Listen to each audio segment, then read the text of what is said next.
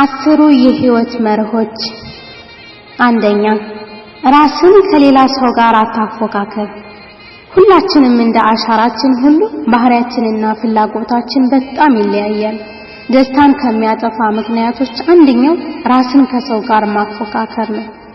አሳ ደስታን እንደ ወፍ በሰማይ ልፈልግ ብትል፣ ወፍ ደግሞ እንደ አሳ በውሃ ውስጥ ልፈልግ ብትል ሁለቱም ሳይደሰቱ ይቀራሉ።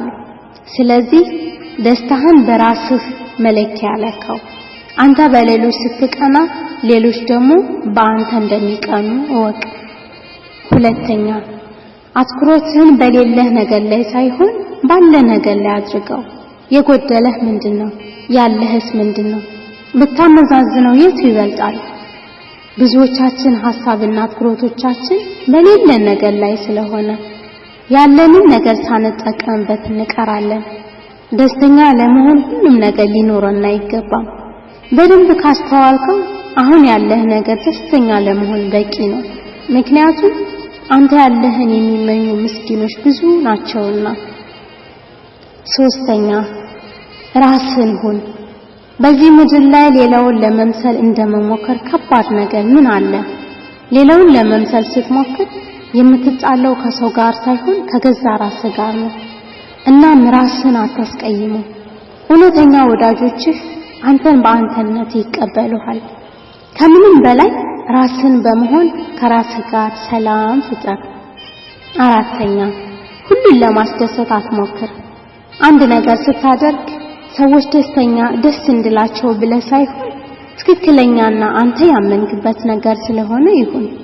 በዚህ ምድር ላይ ምንም አይነት ጻድቅ ሰው ብትሆን እንኳን ሁሉን ሰዎች ማስደሰት አትችልም። ስለዚህ የምታደርጋቸውን ነገሮች ከህሊና ጋር እስከ ተስማሙ ድረስ በቂ ነው። ለሰው ሳይሆን ለህሊናህ ኑር። አምስተኛ፣ የውሸት ደስታን አትፈልግ። በውሸት ደስታና በእውነተኛ ደስታ መካከል ትልቅ ልዩነት አለ። የውሸት ደስታ ጊዜያዊ በሆኑና ከውጪ በምናገኛቸው ነገሮች የሚመጣ ነው። ሐዘናችንን ለጊዜው የሚጋርዱ ጊዜያዊ ማስታገሻ። እውነተኛ ደስታ ግን ሐሳባችንን፣ ዓላማችንን፣ ምግባራችንን ሲጣመር የሚፈጥር ስሜት ነው። ሐዘንና መከራችንን ሳንደብቅ የምንጽናናበት ደስታ። ስድስተኛ፣ ማንን እንደምታገኝ አታውቅምና ለሁሉም ሰው ቅን ሁን፣ ከመንገደኛው አንስቶ እስከ ቅርብ ወዳጆችህ ድረስ። ሰዎች በእኛ ላይ ትልቅ አስተዋጽኦ አላቸው። በህይወትህ የምታሰፍራቸው ነጥቦች ሁሉ በኋላ ላይ ተያይዘው መስመር መስራታቸው አይቀርም። የተናቀው ድንጋይ የማዕዘን ራስ ይሆናል ተብሏልና ሰዎች አትናቅ። በየትኛውም አጋጣሚ ለምታገኛቸው ሰዎች ትክክለኛውን ነገር አድርግ። ሰባተኛ፣ መለወጥ የማትችለውን ነገሮች ተቀበላቸው። ብዙ ሰዎች ጭንቀት ውስጥ የሚገቡት መለወጥ የማይችላቸውን ነገሮች ለመለወጥ ስለሚጥሩ ነው። ምንም እንኳን በህይወታችን ውስጥ አብዛኛውን ነገሮች ላይ ስልጣን ቢኖረን መለወጥ የማንችላቸውን ነገሮች አሉ። ከአቅም በላይ በሆኑ ነገሮች ራስን አታስጨንቅ። ከአቅም በላይ የሆነውን ነገር ለአምላክህ ለእግዚአብሔር ስጥ። ስምንተኛ፣ የራስን እውነተኛ ወዳጅ ሁን። ምንም እንኳን ሰዎች በአንተ ቢያምኑብህም እና ቢመኩብህም አንተ በገዛ ራስህ ካላመንክ ህይወትህ ምንም ዋጋ የለውም። ከሰዎች ፍቅር በላይ የራስህ ፍቅር ወሳኝ ነው። የሚገርመውም ሰዎች ራሱ ሊወዱህ የሚችሉት አንተ በመጀመሪያ ራስን መውደድ ስትችል ነው። ራስን በደንብ ተንከባከበው።